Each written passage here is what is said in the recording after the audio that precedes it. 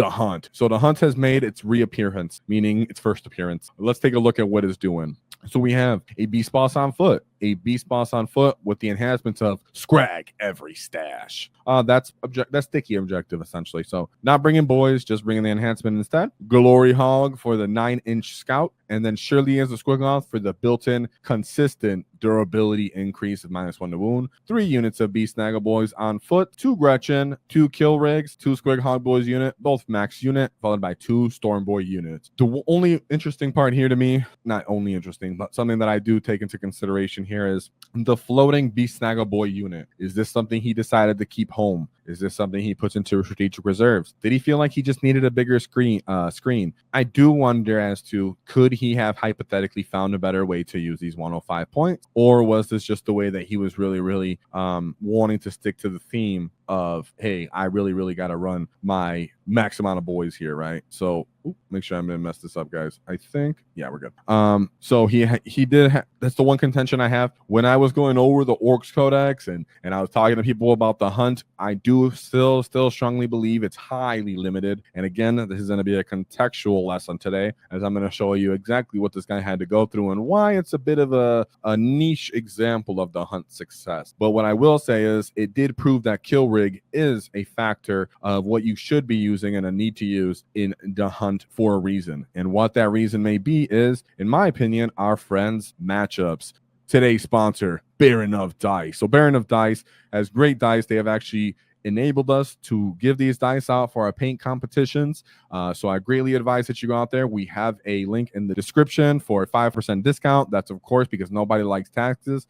Shout out to Baron of Dice, because they are actually customizing orc dice just for us that you guys will be able to get a hold of, and they look exceptional. So shout out to Baron of Dice. Really appreciate you guys, and I really do suggest you get them. I love the actual texture these dice have. So for Adam Willmarth, he got 4th place at the 2nd annual Dragon Egg Waaagh, where it was not a huge amount of players, -4. I'm pretty sure that means they increased the amount of players. So we'll just say about 30 players at this event. Small niche situation. Some people will say that's the size of one of my RTTs. Totally agree, but still take it into consideration for what happened. As for his actual matchups, I'll just spoil it now and we'll get into it briefly. He had to face Astra Militarum 3 times.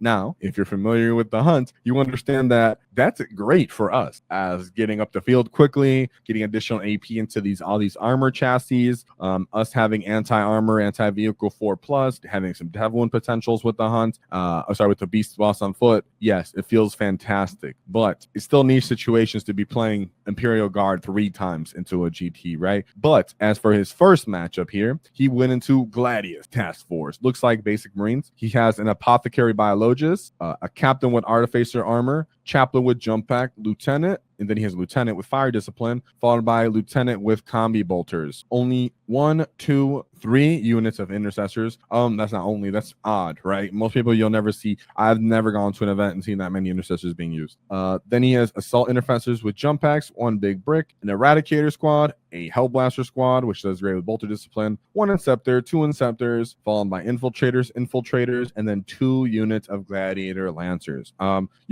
A lot of people say a Gladiator Lancer a kill ring just falls over to Gladiator Lancer. I would say if you're playing the flanks with it, you're only peeking them out to kill ring just a little bit to get some shots down on target. Lancer doesn't reliably kill ring, especially if you have that involt on the wall. There's a chance you could just bounce. The one thing you want to say here is none of these units are really effectively killing the Squighog Boy unit other than the Hellblaster Squad, which is why having Scout being able to run up the field quickly and take up space would be very important in this matchup. But everything else on this list, from just straight up Intercessors, Assault Intercessors, and all these Infiltrators, they're just simply Inceptors. You're simply not really doing enough. I'm not saying Inceptors are bad. I understand their potential with their twin link bolters. But I've done in this matchup so many times that I'm just very familiar with. Our data sheets in that potential are just enough to overcome something that doesn't have enough, we'll just say diversity, and doesn't have any melee potential to keep us off them. This is one of those things that's proving again that pressure seems to be the way in the new meta, and something that actually the Hunt can properly do, right? We know that they do have their reactionary movement as well and their stratagems, so everybody knows that they're not as limited as you would think, even though I personally hate that their detachment rule is so limited to the fact that you have to call the prey out and it has to be a vehicle, and if it's not the vehicle, then it has to be the warlord. So it does take a while to actually take advantage of that, and that's why I think kill rigs matter. Kill rigs actually allow you to reach out and be like, you know what, Gladiator Lancer, all right, -4 AP back to you, right? So it's not, ideal, but it is what it is. So shout out to Adam. It was only a 50-point win, so yeah, chess clock here, my boys. Chess clock, remember, keep that in mind too. A lot of people are, when you're new, you don't think, I don't know if I want to use a chess clock. It feels kind of bad. It actually just helps to make sure everybody gets the most points out of their game possible and keeps the pace going. So I advise the chess clock. No shame to you, Adam. I was just for people to learn and pay attention to. Now, as for his second matchup, we have the beginning of his Astra Militarum reign, where he just had to go into Astra Militarum multiple times.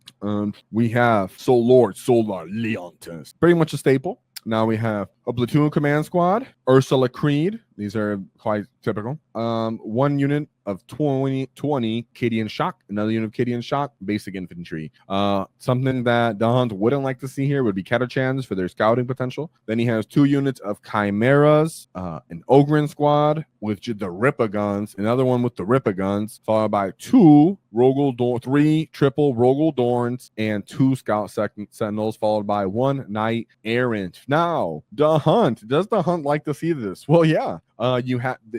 This player, this Astra Militarum player, doesn't really have anything to run up to the table and contend you for primary and can't really keep you off you as there's no scouting, really not infiltrating. Let me see, wait, maybe these basic scouts, sorry, these 2 Scout Sentinels do, which is still nice because these are great to hunt targets, so you can just get all your benefits from the Hunt into these Scout Sentinels if they do kind of move up the field with your Squighog Boyz. Once you take up the space, your second unit can pick itself back up and come back up the field even closer to them. Your last cannons can melt, your kill rig war towers can kill these Sentinels, can really devastate these Chimeras, and if not, you're devastating the Ogrens. They don't have those shields, so it's very interesting. I will say you do have to be KG. I'm sure that Adam was pretty chill about this because the Rogel Dorns have a sick amount of volume of profile damage. They don't have the most AP, which is supposed to balance them, but Orks don't have the greatest armor save. So woo! Of course, with the Hunt, I believe you still have a stealth strat that you can implement where you get cover and stealth, or cover and or stealth. Sorry, it's where you're making sure I don't mess that up. Yeah, guys, I haven't been playing the Hunt as much. It's actually infantry will actually have the stealth ability. Yes, so keep that in mind. Only the cavalry get cover, but the infantry get stealth in that ability, so that can kind of help offset things. I don't know if it came into play, just wanted to bring it up. Actually, Adam's in the chat. Shout out to Adam. Woo! He said, thanks for showing my list, man. I have seen enough Rogel Dorns for the next year. Yeah, right here, dude. Triple Rogel Dorns. That's brutal, especially because we know that they were tormenting your kill rigs, wanting to peek the corners. They're like, we get lethal into you at all times now. Let me see that face. But still, shout out to you, buddy. I'm pretty sure, correct if I'm wrong. Say whatever you were in chat for everybody to know. That's why I do these live instead of just behind an editing board. But I like to think that you were able to take the board presence here, cagily move up, pick off things like Scout Sentinels. If this Knight Errant, because it's more of a close range kind of weapon, came up the field, he becomes a very nice target where you can actually throttle into him and kind of pick him up, which takes away most of his mid-table presence. And these Chimeras having just basic infantry but not really scouting up there to take you earlier means that you had full board control, and if the player was hesitant or too worried about killing you, it just means that they would simply fall behind. Shout out to you. And also, Adam, if you're in chat, answer why you had that 10-man, that third 10-man unit of Beastbosses Boys when we showed you a list here. I was a little bit off by that, just that simple, just 10-man unit without any truck, without any kill rigs. So fill me in that you get, because I'm glad you're here. Thank you. But as we said, he had to go into the Rogel Dorn wall. So shout out to Adam, 73-point win right there. Then we went into his one loss. So as for his loss, he went into Dark Angels Gladiator, Dark Angel Space Marines. So let's see what this looked like, because we have a few ideas. We have Biologist, Apothecary Biologist, Azrael. Of course, Fire Discipline is fantastic. 1, 2, 3 units of Centurions, Devastator Squads. Ooh, that is brutal for coming off the side of the table. Really, really hate to see those. Oddly durable. And in this matchup, because you have Squighog Boyz, because you have kill rigs, they can actually get their value from their weapon profiles into some of your units if they can get into them. And for 185 points, that's not necessarily too pricey either. Then he came with 3 units of Deathwing Knights. Now, in case you're not familiar with them, because this will be the new hotness, I figured I'd show you the Deathwing Knights because y'all might get. So, Deathwing Knights. Of course, sorry, in the rules I have here, it's showing inner circle, but we know that our boy took Gladius. So, for the Deathwing Knights, GW did increase them to having damage 2. Actually, I want to see that guy's what he had brought. He had mace. Just make sure they all had the mace. Okay, and they had the great weapon of the Unforgiven. All right, cool. So he had great weapon of the Unforgiven is devastating, sustain 1. Only the captain the sergeant has that. And then he had the Mace of Absolution are anti-monster, anti-vehicle 4+. So they think they're Squighog Boyz because they also have 4 attacks, weapon skill 2+, strength 6 -2, and GW did give them a nice increase to damage 2. Which we actually don't like to see that. We can see here it's at the start of you could set up 1 teleporter token. It just means that you can use them for rapid ingress and kind of redeploy back over there as long as it's not your enemy's deployment zone. But what's really important is this inner circle ability. Each time an attack is allocated to a model in this unit, subtract 1 from the damage roll. That is brutal because Adam's list is full of damage too, other than the word towers, and these Deathwing Knights are a nasty 4 wounds on top of a 4-up invuln. They also get a once per battle at any time. You can pop a 4-up feel no pain against mortal wounds. So if you're trying to use what was this stratagem called? Make sure to mess this one up. Unstoppable momentum into this, even though it would be really unlikely to be your prey target. If you're going to put your squig bombs into it, if you're going to do any of those things, they can pop a 4-up feel no pain. Keep that in mind as well. So these guys are definitely holding the line. You're going to see them everywhere as it is the easiest and most effective way to play Dark Angels. So GW replaced Bully Boys with Deathwing Knights and Dark Angels. Good job, GW. Really good, hindsight there. I really don't appreciate that. And then Adam said in response to my question real quick, he said, a 3rd unit was helpful for screening or backfired, maybe backfield, or charging out of a building, and I'd be good with some of the strat. So pretty much on its own, he was still using it as a flexible, not too weak, not too elite melee or screening unit. So I'm down for that. I do wonder if a boys unit could have done the same thing. Correct me if I'm wrong, but I guess they wouldn't have the strat. So either way, you still did great, and I bet you have a really good understanding of Astra Militarum, considering you had to face them so many times, dude. So I know that was a part of your game plan as well. But as for this, if you're knowing these Deathwing Knights can come up, of course, because they're playing Gladius, as we've seen. Oops, sorry, one should have gone to the top. Because they're Gladius, we know that they can choose. We're going to advance and charge this game. They can actually put the pressure on your Orks as well, take the middle of the table. Then when you come out to meet them, the Centurion Devastators can kind of blow you away, pick you apart. Not to mention, he has a fat unit of Eradicators, which might have Fire Discipline, might have not. Still has Infiltrators so that he can screen his backfield. Still has an Inceptor squad, so you have to screen yours. And then he has enough scouts to where he can play the middle of the table and slow your scouting unit down. So that being said, I'm sure this was a very, very rough and hard matchup. He didn't have any vehicles on here, so you would be able to target Azrael's unit, but Azrael's unit is typically a shooting unit, so that means you're not going to enjoy the hunt on it necessarily. So either way, Dark Angels are going to be popular, and it's something for you guys to know. So our boy Adam did lose that one, still put up a respectable amount of points there with 73. And I think the Dark Angels guy got 80. Yeah, it's the matchup right there. Make sure I messed that up. Yeah, Dark Angels guy only got 80 points. So he did a great job, Adam, still making it close. Shout out to you for that. Then, and you also, Adam, are the kill rigs worth it? Hey man, right? Kill rigs are worth it, dude. Kill rigs are worth it. I'm just gonna stand on business when I say that. Now, as for his 4th game, you can't see Isaac's list, but I think that was also an Astra Militarum list. Correct me if I'm wrong, Adam, since if you're still in chat. And then last but not least, our boy went into just one more Astra Militarum list. Let's take a look at this one. For the Emperor. You have a Canadian command squad with Death Marks of Alonius, Gaunt's Ghost, Lord Sol Leontis, and a tank commander with Grand Strategist. 1 unit of Cadian Shock, followed by a unit of Cattle Chang Jungle Fighters, another unit of Cattle Chan, another unit of Cattle Chans. God, that's annoying, dude. Especially when you want to like redeploy earlier, closer up the field and throw your scouting potential up there. Let's send some Zogrod into this list. Just kidding. 3 units of Chimera. Of course, those Chimeras can actually squat with those Cattle Chans in them. Very very, very brutal. They actually have these chimeras do it for 70 points for 5 more points than an Ork truck. Super, super good, guys. 2-up armor save, an actual respectable weapon profile for shooting. Yeah, GW, you know, I guess our battle line is just much better, but still, much better might be a stretch.